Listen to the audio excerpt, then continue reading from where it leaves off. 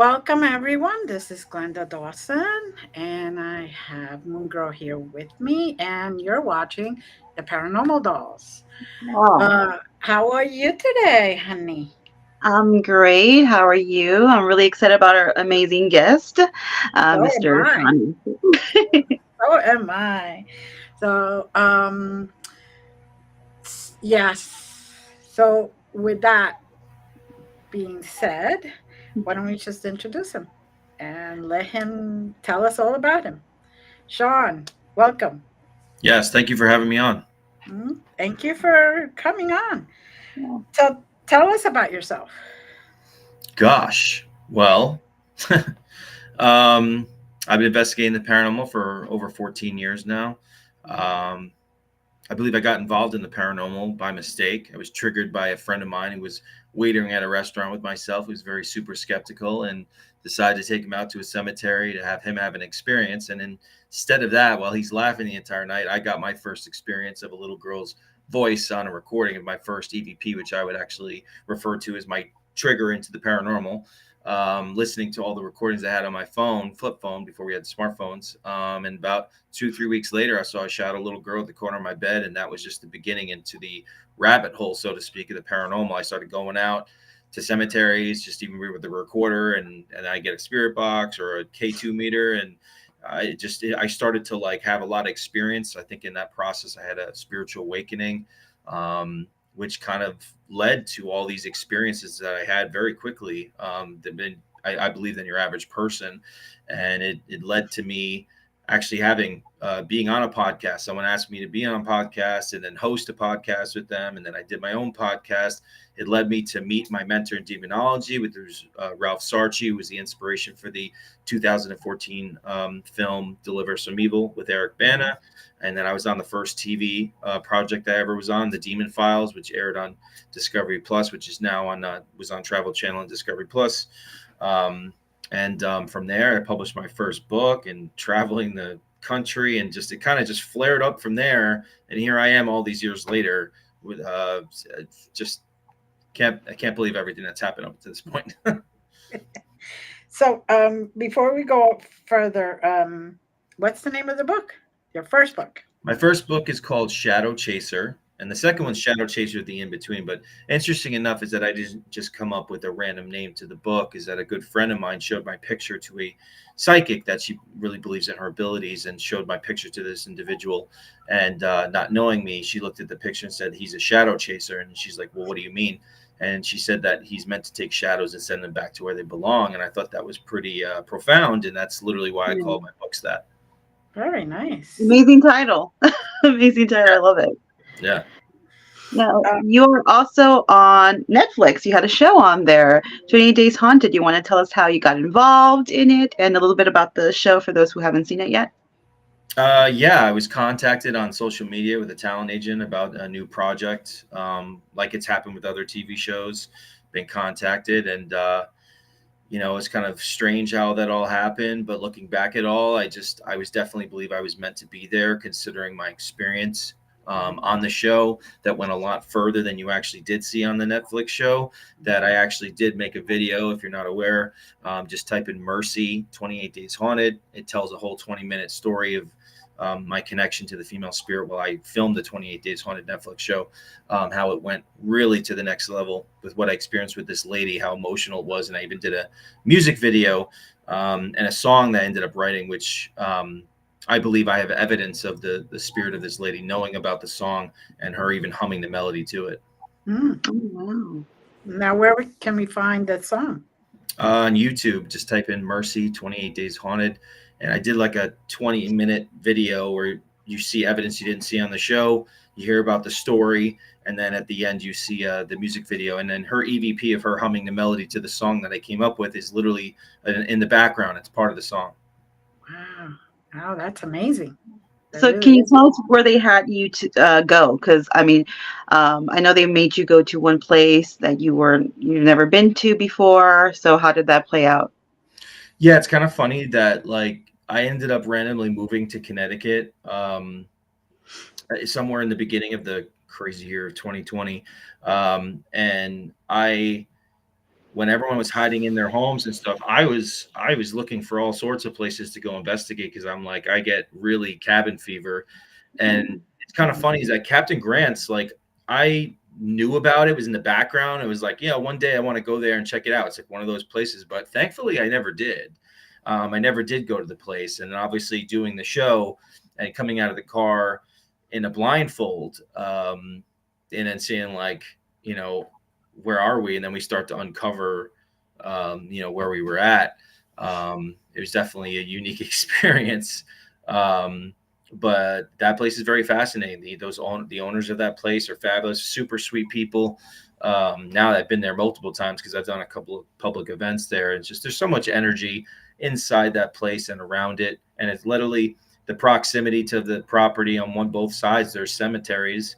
There's just a lot going on there. I think there always will be stuff going on there, and obviously the interest of the people of why they're going there in the first place is really to delve into the paranormal and engage spirits. So I think that element's always going to be a part of that property. But while we were there, I definitely believe that Mercy Adelaide was trapped there, and I do believe I was able to help her from my belief and my experiences of what ended up happening.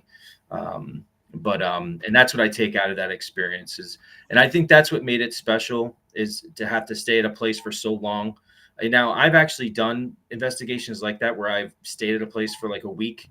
I mean, I've spent 7 days at like some really creepy places in a row, like Willow's Weep, or Bel Air House. But you're able to leave and go have dinner and have a beer with your friends and have it be in a social environment and that kind of escape from it, even though it is draining, as we know, Right. people in the paranormal, it's what it can do to you. But there was no escape.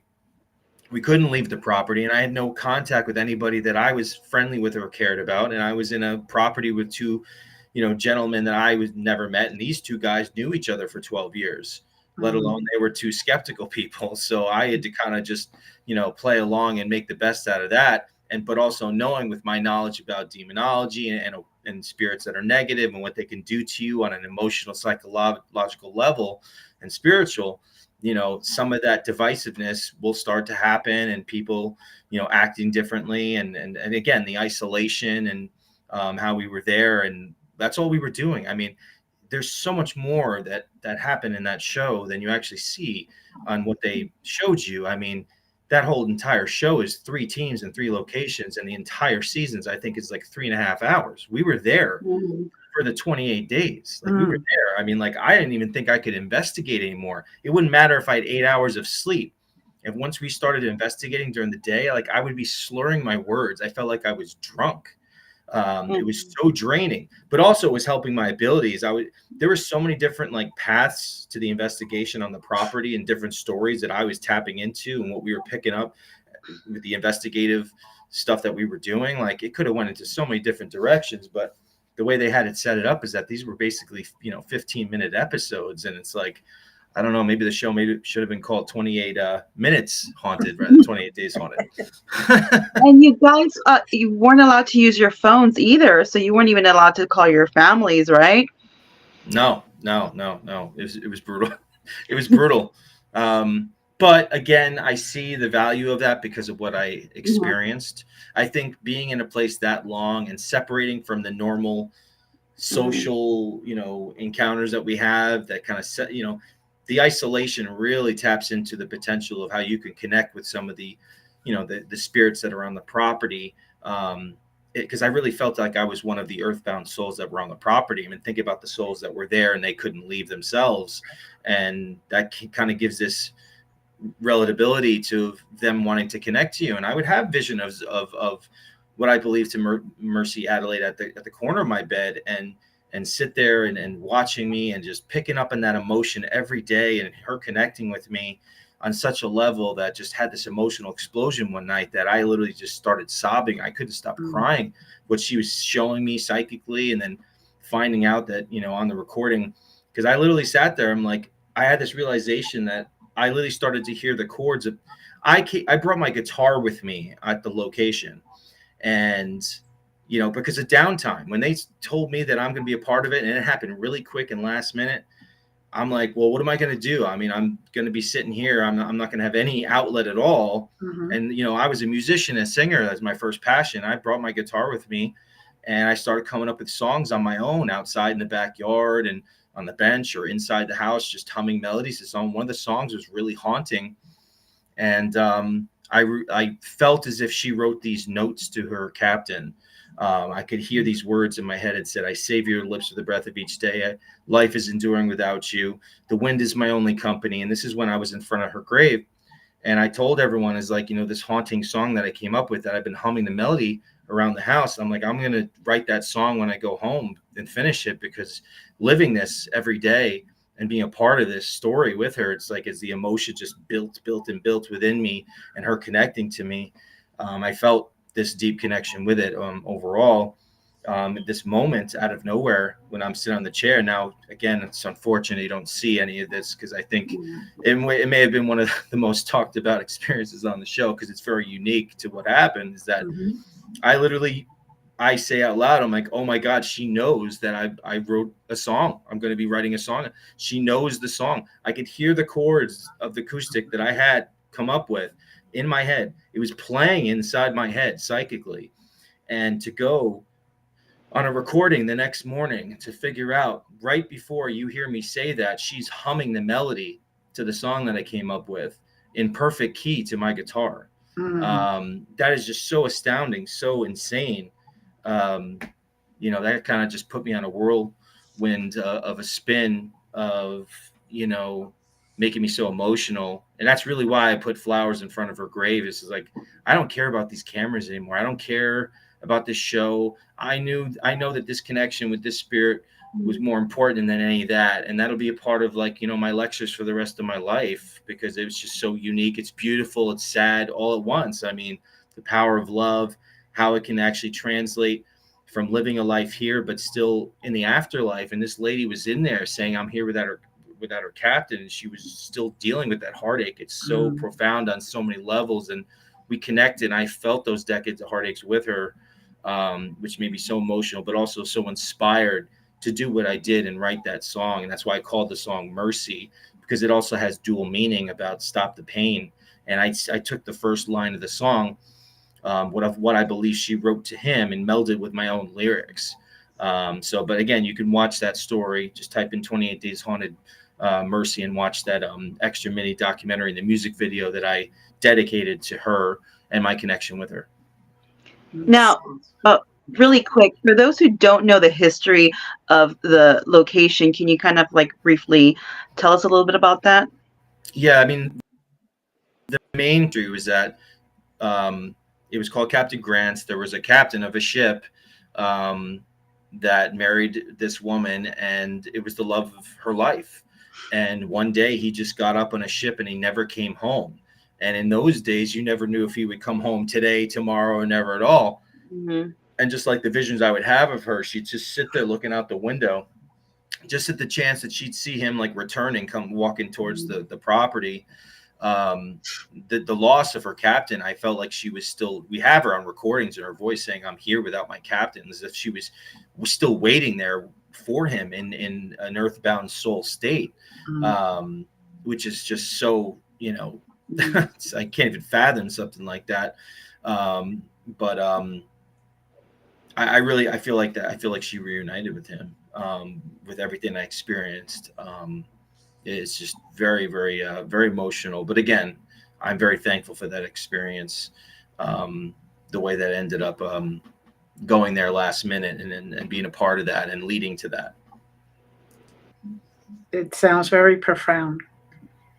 Very profound. And the fact that you wrote that song could have helped her in uniting with him and finally going maybe to, into the light, as people say. Well, yeah, I mean, on the show, I did pray for her, and I got validation with the spirit box that she got help. And, the day which I talk about in the little mini documentary thing on YouTube, is that the day that the day the Netflix show came out, I was dozing off on the couch, and I had this vision of this woman in a green dress, and she gave me a curtsy. And when you see psychic visions, it's kind of blurry, looks like a bad documentary. I just knew in that moment that that was her. She was saying thank you, Mhm. and she, all of a sudden, this guy was like twirling her around, and put, held her up in his arms, and I had such a good feeling. Um, and that actually was the second time I had that happen. The first time I saw the girl with the curtsy was the night I had the last mix of the song from the producer sent to me. I sat there with my headphones, and that was when the lady gave me a curtsy in the green dress, and then the show came out, and then I saw this, she kind of go up with this gentleman, and he spun her around his arm, and then put her up in his arms, and I just knew that she was telling me thank you for giving a voice to my story, and I'm happy now. But also there were some other weird, strange circumstances that somehow I'm connected to this story, and I'll mention them really quickly. Is that when I decided to do a music video for the song to give a visual, my buddy who's a filmmaker director who I do a lot of the documentaries for, he actually lives in Wilmington, North Carolina, and he lives like right by the beach. So I'm thinking, like you do, I'll fly down there, we'll film something by the beach to put it together nice and easily. So I go down there, and my filmmaker buddy doesn't really know much about the story.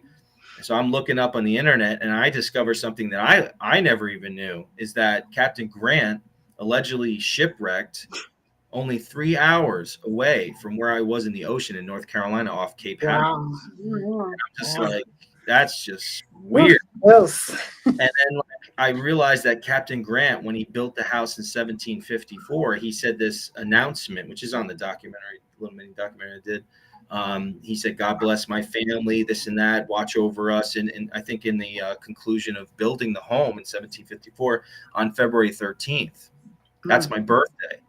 Wow. Team Aquarius.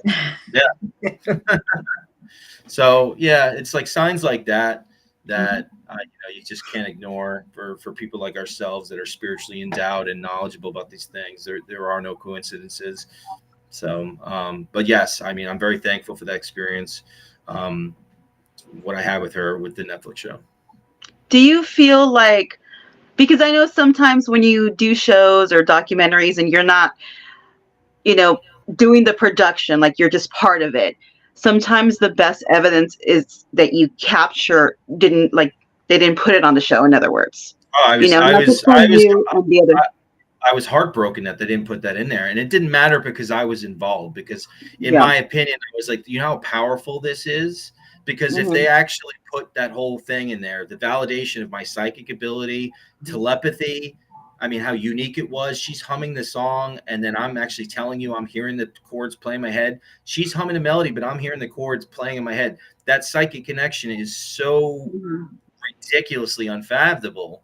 And then to actually write the song, and then to have that song playing at the end as I'm sitting there at the grave, to end it like that, I mean, that would have been so astounding for people and really would have moved people. And it doesn't have to be eccentrically scary, like it's some epic ending to a horror movie. Like it doesn't always have to be like that. But, that's TV world. You don't have control over these situations.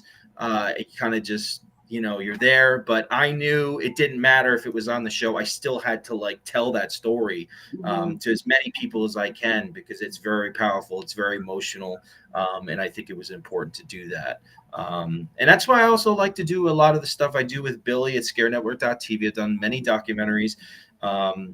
And even recently, just this recent one we did, Demon Castle. It's just another strange thing that happened with this.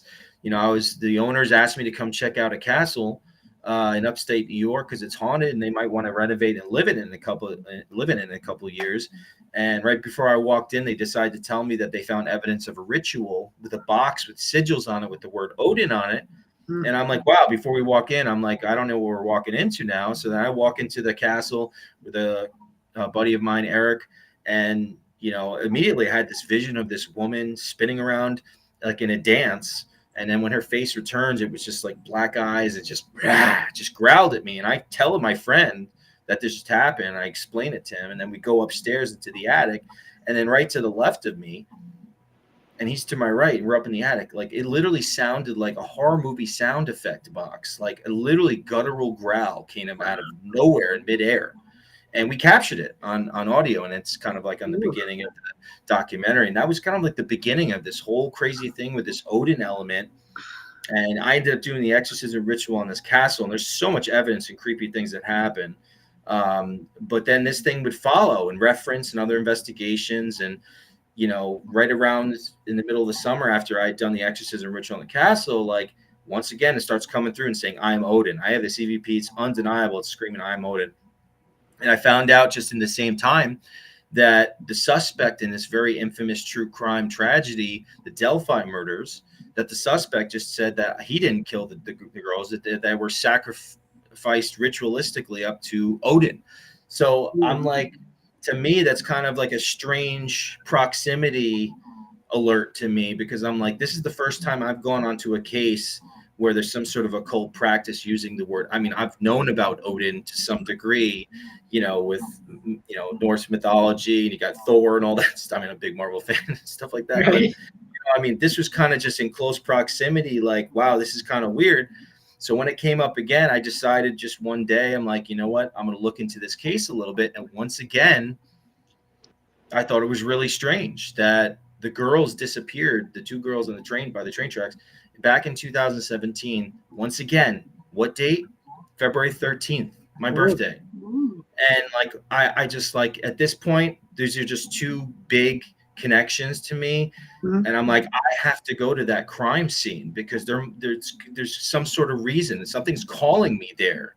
There's just too much. So I decided and planned out that I was going to go to Delphi to check out the crime scene. Now, the week before, I believe that the girl Libby's spirit was with me, and I was having visions and things being said to me, such as, my mom always told me not to talk to strangers. We did bad. And then she had, things like that. And when I got there to the crime scene, these EVPs were just so crazy. There was an EVP that literally said, I didn't want her to go. And like, intuitively, what I was picking up, if you know about this crime, is that these two girls went to the train tracks, I think, to meet some potentially cute boy, but it wasn't a cute boy. I think it was some sort of catfish, devious, evil intentions with these girls. And I think that Libby felt guilty that her friend was there with her that day to support her, and she didn't want her to go, and she may have forced her to go or something to that nature. And I feel like that's why Libby's soul was more prominent, earthbound, because of that guilt. Anyways, but I ended up praying for her, and a lot of the times I'll get a psychic clairvoyant image of a white dove, which would be a female crossing over, or a white horse, and I just offered a prayer. And in the moment, I really didn't know, but it was like super creepy being there, and it was getting dark, and like the human element of this whole crime, and like townspeople being involved in Odinism and stuff. Like, I don't know what's going on. I'm more scared of people, real people, than I am like creatures from other dimensions. I'll take that on. I mean, like, agreed. Yeah. So I'm driving back, and I just got this burst of a good feeling out of nowhere. And I'm like, wow, did she cross over? Something felt really good to me. And then for the rest of the night, I had this voice saying to me, "You took my virgin, you swine," and cursing at me and this and that. And I'm just like, is that what it's referring to? Did I cross her over? So then, and this is at the end of the documentary, interesting enough, is that like I was in a place in Indiana just 2 weeks ago with a couple friends of mine, and out of nowhere, it starts coming through again. And on EVP, it's saying demon, on video, castle, exorcist, and Delphi. And then it goes and says virgin. And then it says the girl's name, Libby. And then I ask on the spirit box, what's the reference to, taking your virgin? And in a row in the spirit box, clear as day, it says trap soul, freed her, girl, one of them. And it's just like, I had to put that in the documentary too. So it's like, that documentary to me was very unique. Once again, it's like a very unique location. Not many people have actually investigated this place. It's a castle that not many people know about. Then this whole Odin element, do the exorcism ritual there, and all this crazy stuff that happened. And then there I am in Delphi, Indiana, with this other tragedy and this whole stream of events that led me there. It's like, it's mind blowing to me. But yeah. It's nice to hear. Yeah. And it's nice to hear that you're willing to put out those unique experiences. I Um, I think it's important, I mean, it, if it brings spiritual awareness. There is a lot of glorified methods out there of people that are involved in the paranormal that makes a bad name for a lot of us, unfortunately, for the yep. sake Yep. of materialistic reasons. Like Mhm. everyone loves attention, but I want to have the audience for the right reasons, and to like Hmm. and for me, I want to be able to leave something behind and some sort of impact, like my predecessors that I respect. People like the Warrens and Ralph Sarchi and John Zaffis. Mhm. People that are respected and have been done many years. And I want to do something that's important that people will remember, not just because I had a million gazillion followers. Right. Hmm. And it's important to put out everything, not just what you think is going to get you a lot of reviews. Yeah, That's unfortunately too many of the do that.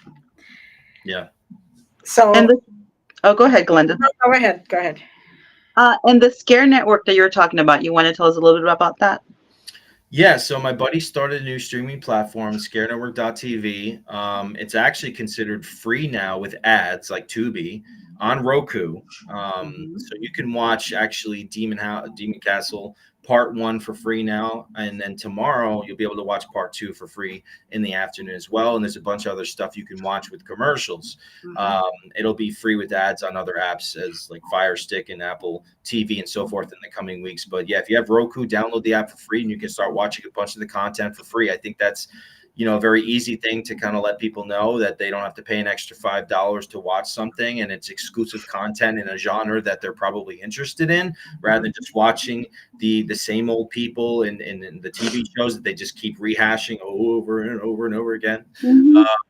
And let alone, I have artistic control and really involved in the production of these creations, just like Demon Cast. I spent a lot of time, and there's a lot of like really really interesting, creepy, profound paranormal evidence, I believe, in that documentary. And then I don't have to sit there and just you know cover half of my eyes when a TV show goes up and like, oh no, what are they going to do?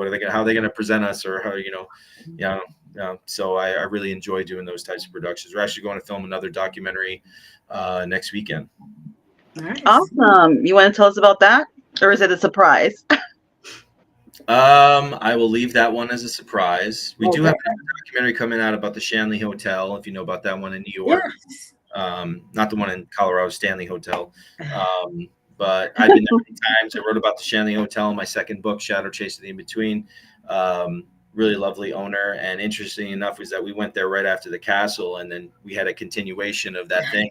Followed us to the Shanley Hotel and tried to do a hostile takeover to the entire investigation. Wow. Even, I know you said you like stories. I'll just throw it out there. But just to give you an example, is that my buddy Chris, also a paranormal investigator, he's a cop in Jersey.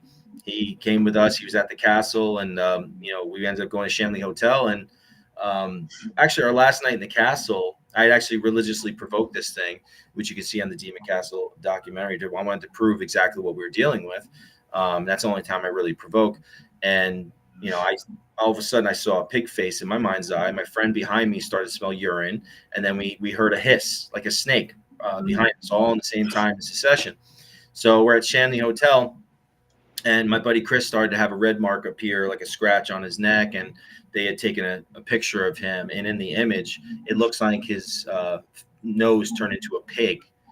Wow. It looks really weird. So then we're there the second night, and I'm asking upstairs in the abandoned third floor of the hotel, which you can investigate, what the hell was that on his face in the room? And then we literally heard a growl in the room with us.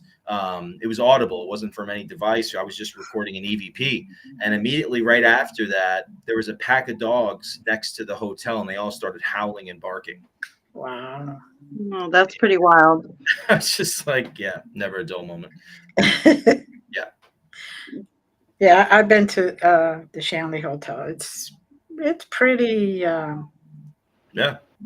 There you have some nights that there's nothing, but there's some nights that are, Yeah, it could be quiet there yeah, sometimes, but that's how it is for all these locations. I right. always wanted to know why that is. Like when I first started investigating the paranormal, I wanted to know why I would go to a location one night and it's absolutely insane. Mhm. And then you go in there another night and you just hear the crickets. Mhm. And, there's a lot of interesting theoretical answers behind that. So I looked up about moon phases, and there's a lot of paranormal researchers that have done, you know, things that they believe moon phases would interact with increasing or decreasing certain nights with the paranormal activity. And Right. they had said that 3 days before a new moon or after a new moon, there'd be more activity and things of that nature. And you think about how water's a conduit to paranormal energy and what the moon actually does to the water on the Pulls you, yeah. Yeah. I think there's a real scientific answer of maybe there's some interaction with that, and that's why the veil's lifted more so on some nights more than others, Mhm. because there's got to be an answer behind that. Because there is places I've gone, and I mean, for anyone who is an investigator or has investigated places, sometimes you can be in a location literally the whole night and you will catch absolutely nothing. You go another day, another night, and the activity is really, really wild. So Yeah, sometimes it is a hit or miss. And it doesn't mean that the place is not haunted, it just wasn't active that day for yeah. whatever reason it may be. I was just at this haunted prison once again in Indiana last weekend, and like the people that hold the tours there, the ladies like, it's never been this active ever in this place, and like it was ridiculous. Actually, interesting enough, the stuff from the castle was coming through again while I was there, and like the stuff we were experiencing that night was just absolutely just unbelievable. It was just constant, consistent, audible, disembodied voices in the room, and then actually hearing on the recordings, and it was just really, really, really crazy. I Most of the time I do have a lot of stuff that typically happens with me. I think there's a part of the element of it because I always offer prayer for spirits. Mhm. And when you involve yourself to that level and you step in the way of evil, you're not just trying to save a person in a house who's having like an evil spirit in their house. That's a soul that the devil's trying to get. But like, in some of these cases I've done, and even another documentary that's, definitely my most proud paranormal film project, very personal to me, Malefist, is on Scare Network, which you can watch. I believe I crossed over two female spirits from a demonic force, and that shit was pissed, and it sat with me for like 5 years trying to mess with me and try to mess with my personal life. And I had to go back there and investigate, validate my experiences, and ultimately do an exorcism ritual in the house. But because of that element of really trying to take that extra step to help spirits, I really do believe that they will be more with effort, reciprocally speaking, to give you more evidence. The energy will be heightened um, because of that. It's not just we're going in there and say, "Hey, do a backflip for us." We want to Yeah. help you. No, Yeah. no. That you typically want to help you is really like, can you just give me an EVP or just knock something over so I can take off for the night? I mean, Yeah. and these spirits know your intention. They know they can see Yeah. your aura. That Mhm. color, represents a characterization of who you are emotionally and personally and spiritual level. So, these things know your intention, and an intention is such a profound element in the paranormal. That's how people can also get themselves into trouble, whether they vocalize that or not. Subconsciously, the spirits know that, and the deviant ones can use that against you and manipulate the situation for them. Mhm. It's very true. I when I go, I usually ask for permission before I walk in, and then once I got the okay, I'm like, I'm just here to help. Get your Right, story and help. right, right. I'm not here to provoke. I'm not here to go crazy on you. I wouldn't want somebody coming to my house and saying, "Oh, I need this. I want this. I want this." I'd be throwing them out. Right. Well, also remember that they're stuck for whatever that Right. reason. If they're an earthbound soul, and I mean, I would say most of the time they're there because it's unfinished business, or they're stuck, or they're scared of judgment for the life that they Mhm. once lived. So, like, we got to show them respect, Right. and they need to be able to feel that to be more trusting to you and be Mhm. willing to use their energy to actually manifest around you or while you're there, whatever location you are that night. Right. Very true. Mhm. Very true. And a lot of investigators do go with just wanting them to put up a show for them, Right. and like you said, spirit knows what you're up to, and sometimes it's maybe why they don't want to like interact with us. Oh, yeah, of course. Absolutely. They know.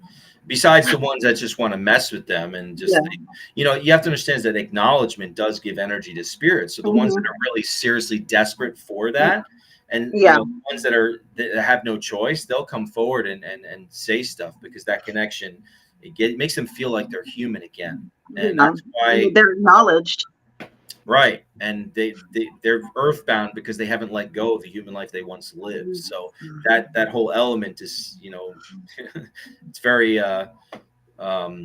profound in that nature when it comes to, like, spirits and their what they're willing to do or not do as well.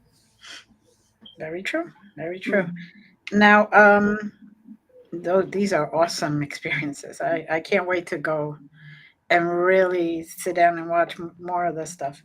Um, I mean, yeah. I mean, another documentary we did on ScareNetwork.tv is a very interesting, unique story. Is my personal experiences having to do with the Amityville case.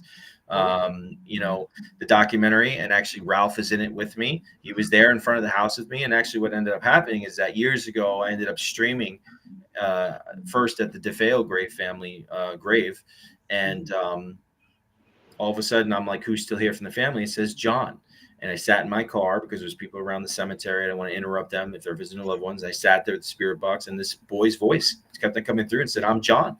I'm like, John, obviously I know about demonic spirits disguising themselves. And I'm just like, John, do you want prayer? And he goes, yes, please.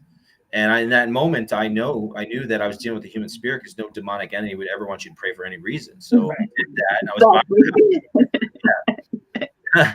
so very true. I prayed for that kid, and then that was when the beginning of the weird things having to do with the Amityville case began before me. I went home, I went to sleep, and I had this vision that I was inside the Amityville house, and at the second floor there were three perfect shadow figures, and I yelled out to them, if that boy John DeFeo is still stuck here, in the name of Jesus Christ, I command you to let him go. And this piano from an adjacent room picks up and throws at me. I felt the jolt of it, wake up and see a black mist go through my ceiling. I look at the time, and it's 3:15 in the morning, the time of the alleged murders. Wow. And I would have reoccurring dreams about the house, see the black mist go through the ceiling, wake up 3:15 in the morning. It would happen all over. And this stuff about the Amityville, I have George Lutz's voice on a spirit box saying Amityville stole my soul. I compared his voice to his real voice on an interview.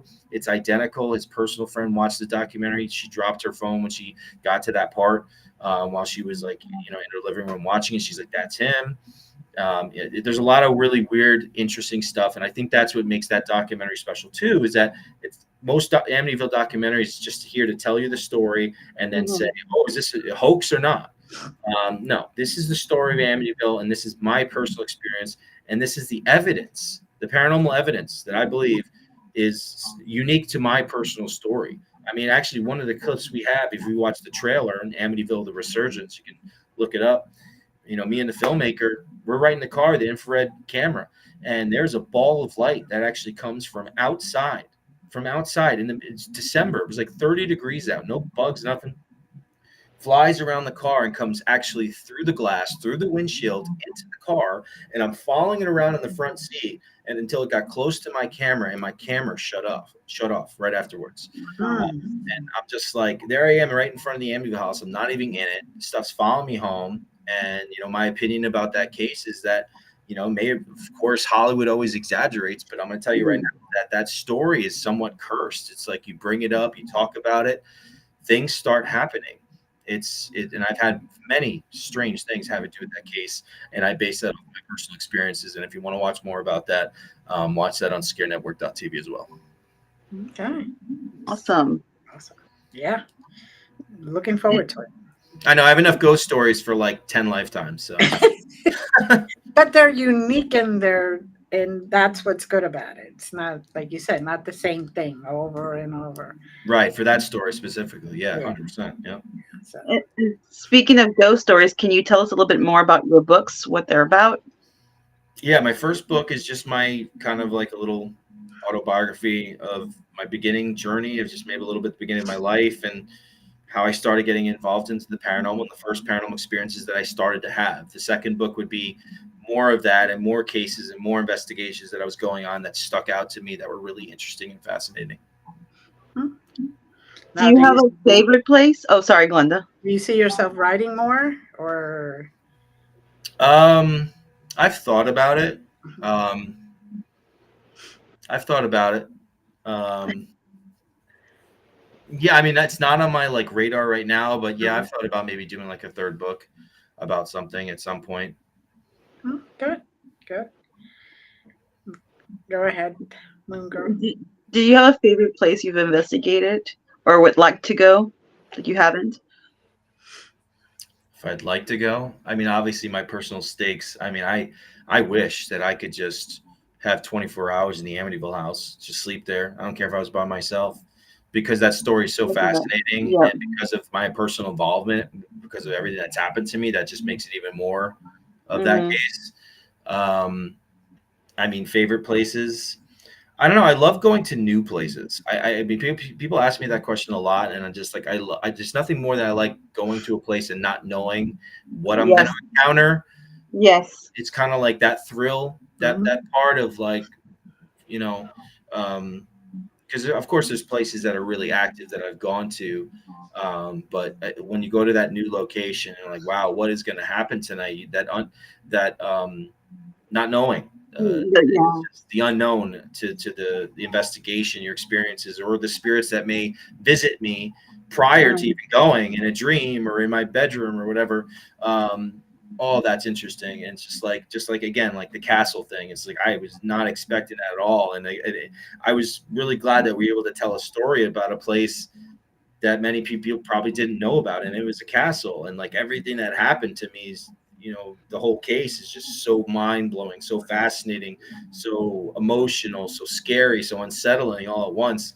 um, that excites me, like just being a part of something that's unique, and encountering these spirits and helping spirits, and all the things that come with it, and then be able to share that story with others, and um, makes a difference, whether it's one person or many people. And all of our discussions talking about spirituality, it's all part of that process. And I want to be helpful in that journey, but every location is unique to its own. But I think that's why what I really like is when you end up going to a place, it's like not the one you have to keep returning to.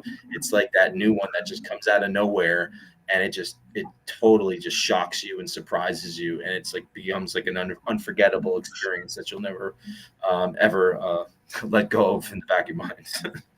I like going to places that I never even heard of because obviously, we're all part of the paranormal community. So we know of, this place is haunted or, the big places, in other words. But when I'm sent to go to a place that I actually never even heard of. So, that's really interesting to me because everything's super organic. There's no research on it. You've never heard about the place. So whatever you feel or see, whatever, it's organic. I think that's really cool. I love doing that. You ever go to places that you have no knowledge of? Hmm. Yeah, I mean, just like the castle. Like I walked in, had a vision of this lady, and with the growl, and then 5 minutes later, we're being growled at, captured on audio, and then literally, actually on the video, I didn't even know until on review. Yellow eyes show up watching me in the castle in the room, and they open up and they blink, and it was on the second floor, no car lights, nothing. And then 10 minutes later, I'm yelling out in the hallway, I just saw two yellow glowing eyes watching me. And then I literally said, what just was watching me? And on spirit box, it goes, it looked back. The serpent, it looked, so then I have visual evidence. I'm mentioning I saw it myself, and then the spirit box is saying the same freaking thing. It's like experiences like that. It's just like it's so wild. That really stands out to me when things like that happen. Mm. Very true. I'm like you guys. I don't really like to research before I go anywhere. And I like to go to the places that are unknown, and I do a lot of private Mm-hmm. places where, Residentials. right, where the owners don't really want the excitement of being haunted, Hmm. but they want Or to the know what's in. publicity. Yeah, yeah. They just want to know what's in there so they can try to deal with it. And Hmm. usually I get called in to try to negotiate both sides, especially if it's what I believe to be like a Native American guardian or something like that, which is guarding the land, they're not going to leave. They're going to stay there, keeping an eye on the land. So we Yeah, I finally, mean, Native Americans, they Mhm. they they appreciated this place. They loved this planet. Mhm. They had such a deep connection with nature, and I think that ties into spirituality. I think that if you're truly a spiritual Absolutely. person, you feel this oneness and Mhm. connection to nature, Mhm. and there's such a respect for that. And I think that's why a lot of them stay earthbound, because they just Mhm. love this place, and they may actually be able to perceive that in the way it actually looked to them when they were alive. Right. And I think that's a very special thing, and nothing but respect to that element too. And they try to keep the negative away from Yeah. the place, so which really is helpful for the owners, whoever's living there or about to live in there. Sure. So we come up with something that is good for both sides, that they could both live, so everybody can live peaceful and As much as you can live peaceful on planet Earth. right, Yeah. exactly. Well, Yeah. let's face it, peaceful as much as that. Yeah, Yeah. but Do you uh, yeah, go ahead. do you have any upcoming events or paranormal investigations you're going to be doing this year? It's the new year, so I'm sure you have a lot of stuff going on, Yeah, or at least planned. I'm looking into like more events later on in the year. My first event of the year is actually in 2 weeks at the Bell Mansion. The entire cast of the 28 Days Haunted show is going to Nice. be there. It's for a whole weekend. It's in 2 weeks. So excited about that, and actually to see everybody again. So that's the first event. I go every year to the Gettysburg Battle Bash, typically in July. But I'm looking into other events and figuring out which ones I'm gonna jump on. We love Gettysburg here. Yes. Yeah, yeah, guys, I love Gettysburg. It's the whole Yeah. place is like supernaturally just it It is. emanates off the floor. Yeah. You know what? I went again September, like the 15th or something. I was there for like a week. And me and my friend went to one place. She has it on her phone. I don't even remember the name of that place. And we got off and we heard drums. But sometimes they have reenactments. So it was really loud that we didn't even like think it was spirits. We actually thought it was real drums. Like, so we didn't even care. Like, oh, okay. It got louder and louder. And then we would hear like people yelling or throwing like orders. So we even like drove the car around and we're like, well, there's nothing there. So we went back and we heard, she caught it on her phone, which is crazy because she was behind me, further behind me. Her husband was next to me. We were hearing it, so we were closer and we tried to film it. We didn't get anything, but she got it. And then we actually Hmm. played it to Saphus, Johnny, and Johnny's like, hey, the beginning is like the battle drums, and towards the end was the death drums. And then she also caught apparition. And years back, the same place where she caught that apparition, I did too. So all this was just kind of like full circle. It was really, really neat. It was really neat. So that place is really, really Yeah, haunted. And this was it's daytime. It yeah. wasn't even night. It was daytime. And then when we had gone the time before, I mean, I've seen orbs, all of us seen orbs, but these were coming out of the ground up. They were shooting up. And I was like, wow, that's really, really interesting. So yeah, that place is definitely really haunted. I remember one time I came out of a hotel with a friend of mine at the time, and we were just throwing our suitcases in the bag in the middle of Gettysburg. And literally, I heard this woman, like nobody was around. It was 11 o'clock in the morning. Paranormal. I'm like, dude, did you just fucking hear this woman say paranormal? He's like, yeah, out of midair. I'm like, cockadoodle freaking do. I'm like, that's Gettysburg for you. Just like it's everywhere. It is. We even took something back with us in the hotel. We were sharing a room, and so my room was separate from theirs. And we're all getting ready to go to bed, and I was in my room, and it has a little door.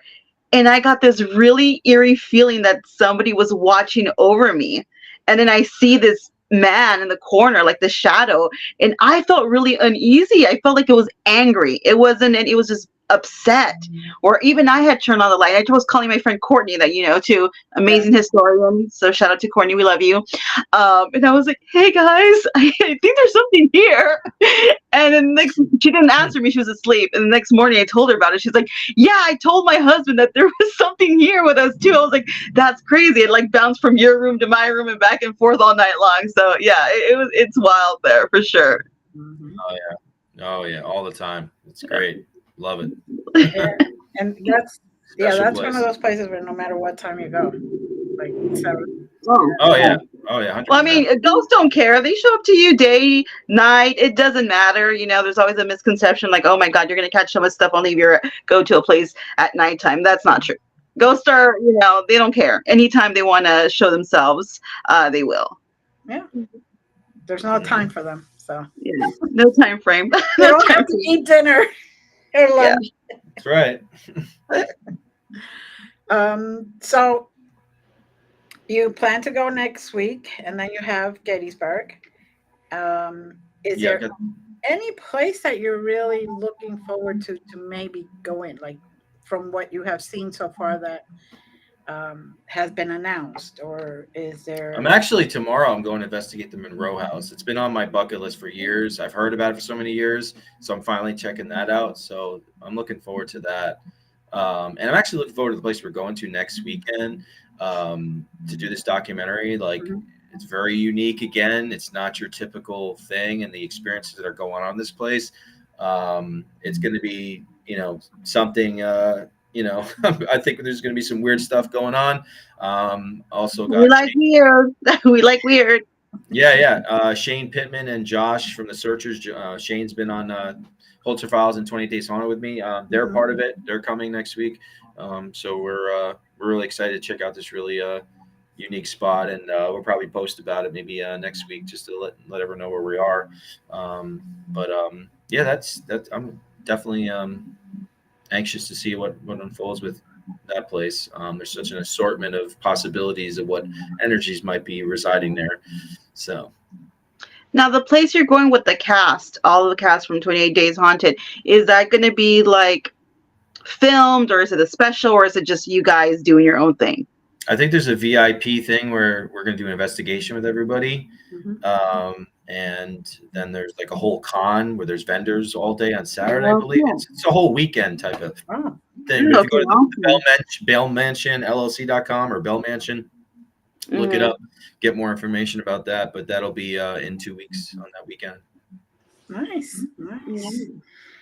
Now, is there anything that you haven't spoken about that you want to let our audience know, or? I mean, I'm actually posting. I'm going to start getting into like doing my own little edited like episodes for YouTube outside of the documentaries I do. I got one posting tonight at 6:30. But by this time this airs, it'll be up there anyways. But it was actually a little investigation that happened like 2 years ago, summer of 2022, almost 2 years. I was informed about a decapitated ram's head that was found in the woods in Connecticut with some melted candles and white powdered figure on the floor. So I was introduced to the gentleman that discovered it in the woods. So we actually ended up going there and doing a little investigation for a couple of hours. And there's some really creepy, unsettling things that we got coming through about the ritual in there. It was pretty weird. Yeah, I'm posting that video. And I'm going to continuously put stuff on my YouTube of little investigations that I do outside of the documentary. So definitely check me out. Just type in Sean Austin Paranormal. It'll pop right up. Okay. Perfect. Can you tell us again where like the audience can find you, your platforms? Yeah, absolutely. You want me to send it to you guys? Oh no, like just say it right now so they can hear me. Oh yeah. A lot of my social media is at Sean D. Austin, like it says. That's for Facebook, Instagram, and Twitter. And then for YouTube, just type in, Sean Austin Paranormal, or it'll pop up. I think I'm the only person with the name Sean Austin in the paranormal field, at least. I get confused with the guy from the Goonies, Sean Astin, all the time. especially since I got a blue check on Instagram. Like, there's people massively tagging me in Sean Astin posts and like, "Oh my god, loved you in Lord of the Rings," and I'm like, I'm just like, hilarious. But yeah, other than that, Well, you yeah, do more views at least. exactly. And yeah, SeanDAustin as well.com. You can get both of my books, some signed copies of that, or signed some of my DVDs. I mailed them out anywhere in the U.S. And if you want copies of my books and you live outside the U.S., you can get them off Amazon. Okay. Awesome. Thank you so much for being with us. Yes, We appreciate you. Yeah, I appreciate as well. And Likewise. looking forward to hearing more later when you do more of these events. And please come back. Absolutely. Want to say thank you to the audience for following us. Please reach out to Sean if you have any questions or all his stuff. It's very interesting and unique. Buy his books. His books, yeah. Just remember, it's unique, and like he said, it's weird. We like weird. Aquarius love weird. That's Okay, why I'm a Gemini. I like weird too. Well, we're air signs. Yeah. We're the best ones out there. The smartest ones, actually, to be honest. Because just So thank you very much, and till next time. Again, blessings. We love you. Bye.